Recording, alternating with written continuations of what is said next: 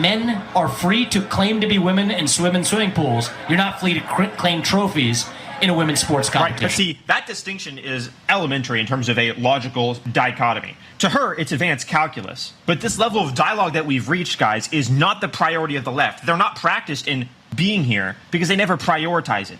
What they prioritize instead is the demonization of any person that is not a part of their group so that they can say, this is a bad person, therefore I don't have to listen or contend with anything they have to say. This is how you see low IQ degenerate women who can't articulate a single argument thinking narcissistically and frankly psychopathically that they're somehow better than others, so such that they can smile and smirk while being surrounded by a bunch of people who are scorning her for being low IQ and not being able to articulate an argument. Because she's been indoctrinated in college to only see the world in terms of power disparities, not decipher it in terms of logic, reason, rationality, to understand the objective nature of any system or reality. Instead, she's been fed a one-dimensional analysis of oppressor, oppressee, where ideas have so little weight in comparison to adherence to the cult that they're essentially meaningless, and being asked to articulate them is the same as being asked to engage in theater, almost perversely enough, in an act of bad faith. Because in the left, who asks you to engage in ideas? You're a good person just as a result of saying the right lines, identifying with the correct identity, and acknowledging other people's identity and attributing to them the correct amount of counterfeit virtue as a result of their hypothetical victimhood. That impressive video is a young man by the name of Abraham Eyre, and he joins us right now. Abraham, I hope I got your last name correct. Abraham joins us. Abraham, thank you for joining us. Our team sent that video to me over the weekend. I was very impressed. I said, get him on the show. I'll be very honest, Abraham, I don't know very much about you, and we're meeting for the first time. Why don't you introduce yourself to the audience and the work that you do?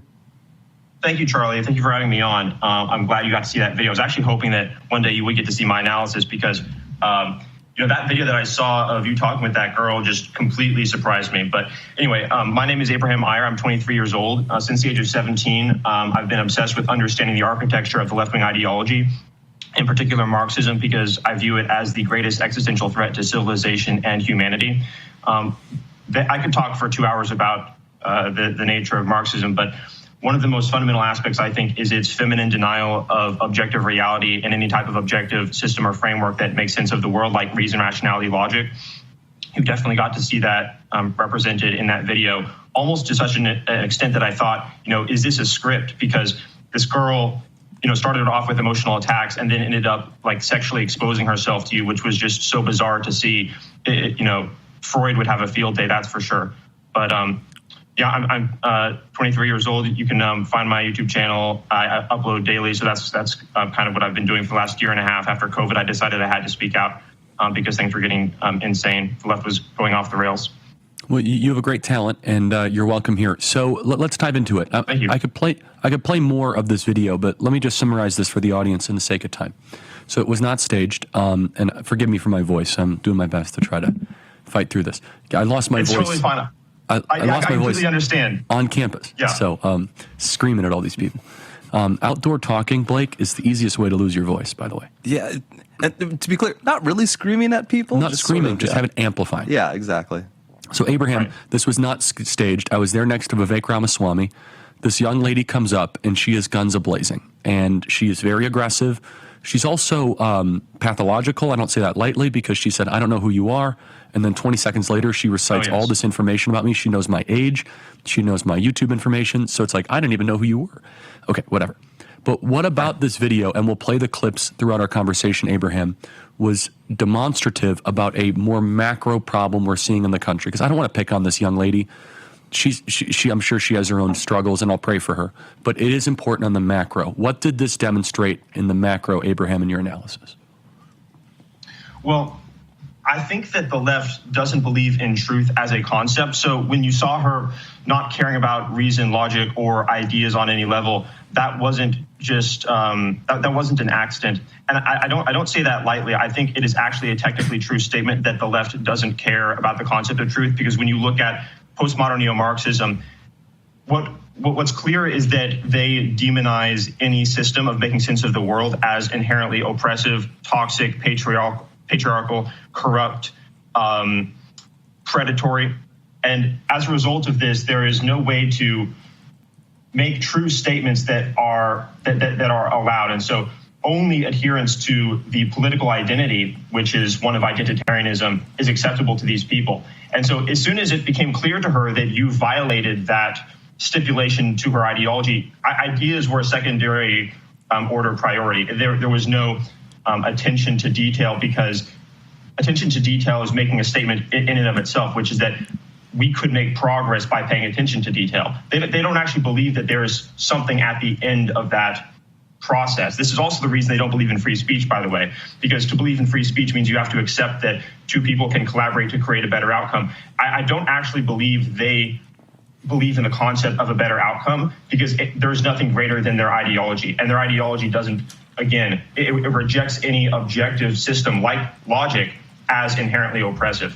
And so you were, as far as she was concerned, a corrupt predator embodying the patriarchy, possibly white supremacy, any slander where you could think of to discredit you so that she doesn't have to contend with what you have to say. And this is, of course, the nature of the left-wing ideology, and why, frankly, the left seems so disconnected from reality. I mean, you're on X, you see it every day. I'm on X, I see this constantly. It's gotten to the point where, Elon Musk is tweeting about this because there is no end to the insanity. And people ask, why is that the case? Why are they so self-evidently insane and disconnected from reality? And I liken it often to zombies, because I live in California. I know a lot of liberals. I know a lot of rich liberals. And there's sort of two groups of people. One group of people is separated from reality fundamentally because of their allegiance to this ideology, and the other is able to think rationally and accept the individuality of a person, doesn't disparage meritocracy or logic, the list goes on. But yes, this is definite. Her behavior was endemic to the leftist ideology, most technically. Let's play cut 28 here, just so our audience can get a little bit more of a flavor. Just so everyone understands, this video has been seen based on the Elon Musk sharing and others. This video has been seen on the low end 140 million times. Congratulations for Elon Musk penning that, by the way, I want to say. Oh, thank you. That's it's very sweet. Elon's great. Let's play cut 28. Do you feel proud of yourself for debating college kids who are unprepared to speak in front of an audience like yourself? Hold on. You're 30 years old. We can agree you're 30 years old, right? Do you think that's a little bit silly? Are you a voter? I am a voter. I'm a registered so voter. I vote and you vote. So I'm talking to voters of this country that will determine the future of Western civilization. That's what I'm doing here today. Yeah? Wait, hold on. How is it any different than a professor talking to you? Than a professor talking to you? Who are you? Well, important enough for you to come up to a microphone. Actually, when I first saw this ad, I thought it was like an improv comedy thing. It looked so ridiculous that I didn't even think it was real. Well, no, you could see. Look how popular Trump is on your campus. How does that make you feel? That's not comedy. That is a 5-alarm fire for Kamala Harris, because she's probably going to lose Pennsylvania. But no, I just want to be clear.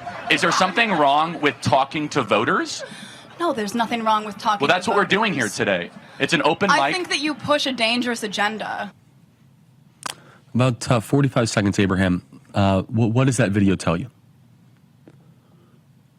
Well, it seemed like theater to me, because you could think of it as emotional criticism or emotionally lashing out. When she was doing that to you, it almost seemed as though she didn't believe her own words. And again, the reason for that is because there's no truth outside the left-wing ideology as far as they're concerned. They don't have to make sense. They don't have that standard the way you and I care about being logical or representing objective reality. Objective reality is their enemy. They demonize it because it is oppressive. And she's, it's disingenuous, but you could tell that she knew as she was saying the words that it was completely disingenuous. It's not authentic. And so I think that this is a almost Freudian level embodiment of the left-wing psychopathology as far as I'm concerned. And that was a perfect clip that you just played to demonstrate that.